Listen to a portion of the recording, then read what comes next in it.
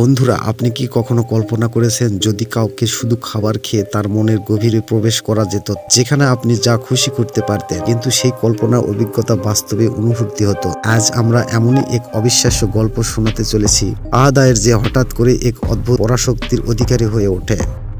একদিন ক্লাস চলাকালীন হঠাৎ এক জোরে চিৎকার পিছনের সারি থেকে আহাদায়ের হঠাৎ করে দাঁড়ায়। চোখে যেন অদ্ভুত এক জ্যোতি। সে কোনোভাবে ফ্ল্যাটের সামনে ক্লাসরুমে থেকে দৌড়ে বেরিয়ে যায়। সবাই অবাক হলো, কি হলো আহাদায়ের? বাড়ি ফিরে সে নিজের আয়নায় দেখে তাকায়, কিছু একটা অস্বাভাবিক। ক্ষুধার্ত হয়ে ফ্রিজ থেকে আইসক্রিম বের করলো, কিন্তু খেতে গিয়ে প্যাকেটটাই খেয়ে ফেললো।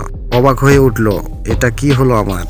তখনই তার মনে পড়ল সকালের মুহূর্তে সে খাবার চুরি করে এক কামড় দিয়েছিলেন। অদ্ভুত কিছু বোঝার আগেই তার আহাদায়ের কিছু কল্পনা জাগতে শুরু করে। মুহূর্তের মধ্যে কাঁপতে কাঁপতে আহাদায়ের, কিন্তু সবচেয়ে ভয়ঙ্কর ব্যাপার, মুফেং কল্পনার যন্ত্রণা অবস্থিত অনুভব করছিল। আহাদায়ের দৌড়ায় মায়ের কাছে গেল, উত্তেজনায় কাঁপতে কাঁপতে বলল, মা, আমার সুপার পাওয়ার হয়েছে। মা অবিশ্বাস্য তা বিশ্বাস করলেন না। সন্দেহভাবে এক লাইটার বের করে বললেন, যদি সত্যি হয় তাহলে তুমি নিজেকে পোড়াও তো দেখি। আহাদায় ভয়ে কাঁপলেন ও সাহস করে লাইটারে জ্বালিয়ে দিলেন। আগুন উত্তেজিতভাবে চামড়া স্পর্শ করতেই কিছুই হলো না। মা হতবাক হয়ে অবশেষে বিশ্বাস করলেন। পরদিন স্কুলের দলবদ্ধ আহাদায়ের আক্রমণ করতে এলো। আহাদায় এবার তাদের দিকে তাকিয়ে হেসে বলল, আবার শুরু করব। কিন্তু আহাদায় নড়ল না, মুখে সেই একটাই আত্মবিশ্বাসী হাসি। বাকিরা ভয় পেয়ে পিছনে হেঁটল। এখন আহাদায়ের আত্মবিশ্বাস আকাশ ছুঁয়েছে। নীলার দিকে সাহস করে তাকায় শুরু করলো, কিন্তু পরাশক্তির দায়িত্ব সহজ নয়। প্রতিদিন খাবার খাওয়ার পরিবর্তে সে প্যাকেজ খেয়ে নিত। এমনকি ইরিরাজ খেতে শুরু করেছে। বন্ধু বান্ধব অবাক হয়ে গেল, আহাদায়ের, তুমি পাগল হয়েছো নাকি? সে হেসে উত্তর দেয়, তোমরা বুঝবে না।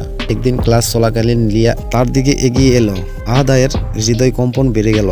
চোখ মেলতে সে দেখে লিয়াং এবং একটি রঙিন কল্পনার জগতে।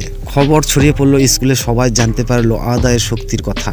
মুফেংকে নেওয়ার কল্পনা করলো। এক রাতে স্কুলের ছাদে আহাদায়কে ডেকে নিল। চারদিকে অন্ধকার, ঠান্ডা বাতাস বইতে শুরু করলো। তুই ভাবিস না তোর গল্প আজ শেষ হবে। আহাদায় শান্ত গলায় বলল, তুমি জানো না, প্রতিশোধের আগুন কেবল নিজের পোড়ায়। কিন্তু মুফেংয়ের থামলো না। হঠাৎ সে ছুরি বের করলো। আহাদায় ভয় পেয়ে গেল। মনে পড়লো তার শক্তির কথা। নিজের কল্পনার জগতে মুফেংকে টেনে নিল। চারপাশে আগুন, ঝড়, বজ্রপাত। মুফেংয়ে চিৎকার করতে লাগলো, দয়া করে আমাকে ছাড়ো। কিন্তু আহাদায় বুঝতে পারলো, শক্তি প্রাকৃতিক অর্থ প্রতিশোধ নয়, ক্ষমা। কল্পনার দুনিয়ায় শেষ করতে সে মুফেংকে মাটিতে লুকিয়ে পড়লো। কাঁদতে কাঁদতে বলল, তুই সেই সেরা। আহাদায়ের জীবনে পাল্টে গিয়েছিল, কিন্তু শিখলো পরাশক্তির দায়িত্ব ছাড়া কিছুই নয়। সত্যিকারের সাহস অন্যকে কষ্ট দেওয়ার জন্য নয়, বরং তাদের ভুল বোঝানোর ঠিক করা। লিয়া পাশে এসে মুচকি হেসে বলল, তুমি বদলে গেছো আহাদায়। আগের সেই ভীতু ছেলেটা এখনো সত্যিকারের নায়ক। আহাদায় আকাশের দিকে চেয়ে বলল, নায়ক হতে বিশেষ শক্তির প্রয়োজন নেই, শুধু সঠিক সিদ্ধান্তই যথেষ্ট। বন্ধুরা, এরকম ভিডিও পেতে হলে অবশ্যই একটি লাইক করতে ভুলবেন না। ধন্যবাদ।